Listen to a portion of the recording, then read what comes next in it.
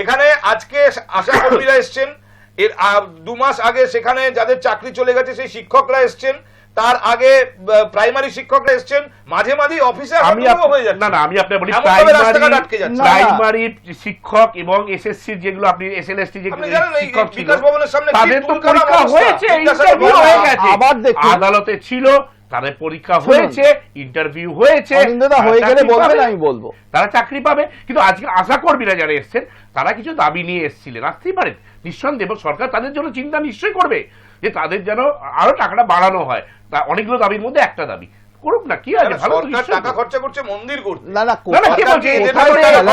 নিঃসন্দেহে করবে, কেন করবেন না? সরকার তো মানুষের জন্য সরকার হলে বলবেন, বলবো।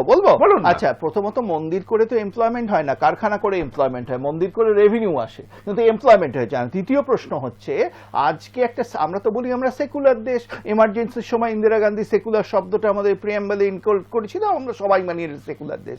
একটা সেকুলার দেশে মানুষের ট্যাক্সের টাকায় একটি ধর্মের ধর্মস্থল কি করে তৈরি হয়? কটা মসজিদ করেছে এই সরকার, তারপর তারা বলে তাদের কি মুসলিম বান্ধব। আজকে মুসলমান ভাই বোনেদের আমি প্রশ্ন করছি, এই সরকারের কি অধিকার আছে সাধারণ মানুষের ট্যাক্সের টাকায় একটার পর একটা মন্দির তৈরি করার? এই সরকারের কি অধিকার আছে?